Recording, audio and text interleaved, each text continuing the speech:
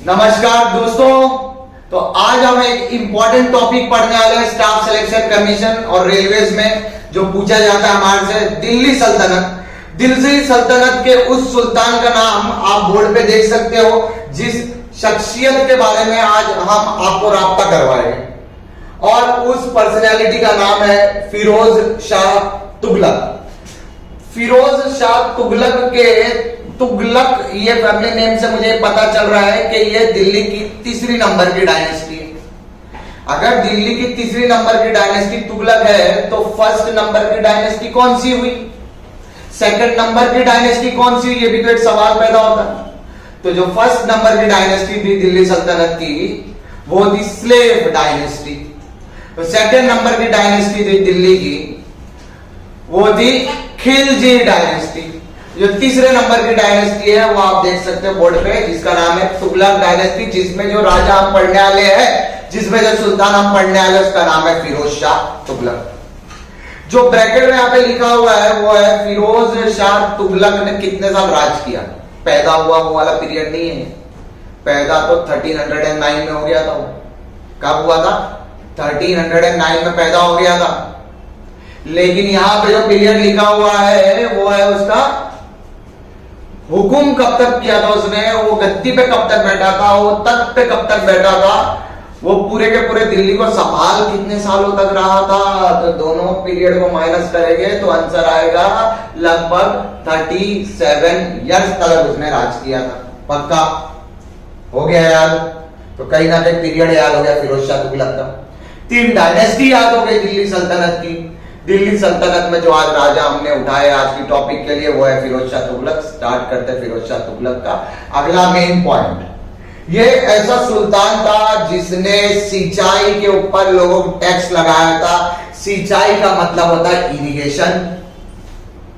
Irrigation के बहुत सारे स्रोत होते हैं। जो यहां पर लिखा हुआ स्रोत वो है तुम्हारा कैनल सिस्टम। कैनल सिस्टम को हम लोग बोलते हैं नहर। इरिगेशन के और भी स्रोत होते हैं। इरिगेशन का स्रोत होता है रिवर सिस्टम। इरिगेशन के और भी स्रोत होते हैं। इरिगेशन का स्रोत होता है, सोर्स होता है वेल, बोरवेल। इरिगेशन के और भी स्रोत होते हैं। इरिगेशन का अगला स्रोत होता है कैनाल। अगर एग्जांपल दूं तो लखनऊ कभी गए होंगे तो लखनऊ में एक नहर है जिसको बोलते हैं हम लोग गोमती नदी की नहर, और वहीं से लखनऊ में एक जगह भी स्थापित हुई है जिसको बोलते हैं हम लोग गोमती नगर। तो गोमती नगर का नाम ही पड़ा है उस नहर के ऊपर, कैनाल के ऊपर। आओ देखते हैं कि अगर इरिगेशन के ऊपर टैक्स लगाता था फिरोज शाह तुगलक तो वो टैक्स सिस्टम को क्या बोलते थे, और टैक्स को क्या बोलते थे? वो टैक्स को बोलते थे हम लोग हक ए शर्म। एग्जाम में कभी कभी हक ए शर्म के जगह पे आप अलग अल्फाज इस्तेमाल करके दे देगा। वहां लिखेगा हासिल ए शर्म।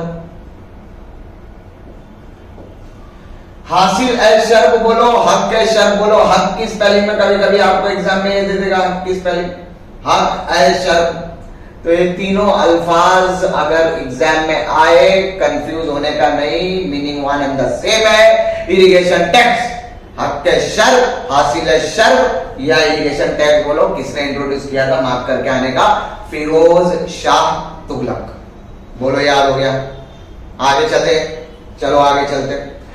जजिया टैक्स को इंपोज किया गया था ब्राह्मण्स पर पहली दफा फिरोज शाह तुगलक के द्वारा। जजिया टैक्स जो कि नॉन मुस्लिम्स पर इंपोज किया जाता था, पर कैपिटा ये टैक्स था, ये इंपोज किया जाता था ब्राह्मणों पर यानी नॉन मुस्लिम्स पर, और पहली दफा जिसने किया था वो भी सुल्तान का नाम है फिरोज शाह तुगलक। उसके बाद में जौनपुर सिटी, अभी लखनऊ की बात निकली थी, गोमती नगर की बात निकली थी, तो लगभग 240 किलोमीटर दूर पे एक शहर बसा हुआ है जौनपुर, जिसका नाम वो जौनपुर शहर जो है जिसके बदौलत या जिसके वजह से बसा हुआ है वो शख्स का नाम भी है फिरोज शाह तुगलक। जौनपुर के नाम को पुर हटा के देखो तो समझ में आएगा, नाम दिखेगा तुम्हारे को जौन। जौन फिरोज शाह तुगलक का बड़ा भाई जौना खान। तो जौन से बना जौनपुर। फिरोज शाह तुगलक ने अपने बड़े भाई की याद में जौनपुर बनाया था, जिसको हम लोग बोलते थे सिराज ए हिंद। तो जौनपुर जो डिस्ट्रिक्ट है, जो लखनऊ से 240 किलोमीटर दूरी पे है, उसे हम सिराज ए हिंद भी बोलते थे। और जौनपुर, इसको वर्ड प्ले कर देता हूं मैं, जौना खान। जौना खान, तो जौनपुर जौना खान के नाम से स्थापित हुआ था। यानी जौना खान कौन था? फिरोज शाह तुगलक का बड़ा भाई था। फिरोज शाह तुगलक के बड़े भाई को हम और दूसरे नाम से क्या जानते थे?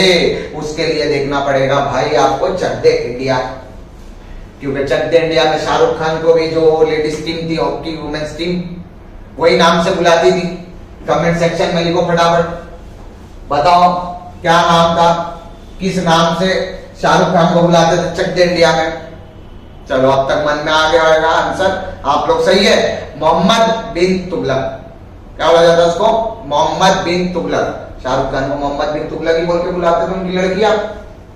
ये सारी चीज अपने मालूम तो पड़ गई है फिरोज शाह तुगलक से रिलेटेड, लेकिन क्या फिरोज शाह तुगलक ने और भी कुछ किया था अपनी जनता के लिए?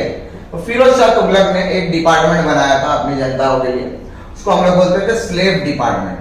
अब स्लेव डिपार्टमेंट तो क्या है? तो इंग्लिश वर्ड, हमको तो पर्शियन वर्ड लिखना है स्लेव डिपार्टमेंट का।